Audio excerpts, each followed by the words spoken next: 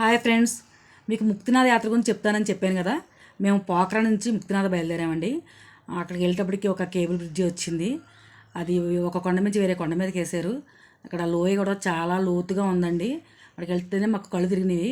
ఇంక మళ్ళీ వెనక్కి వెళ్ళిపోయాం. ఎందుకంటే పెద్ద కార్లన్నీ మాకు అక్కడ ఆపేసి చిన్న కారులో బయలుదేరండి. ఎందుకంటే పెద్ద కార్లు ఎలా చేయరు. బయలుదేరేటప్పటికి మా కారు కొండ ఎక్కింది. ఆ కొండ మీదకి ఎక్కుతుంటే మాకు చాలా టెన్షన్ పట్టుకుందండి. ఎందుకంటే ఆ రోడ్డు అస్సలు బాగాలేదు.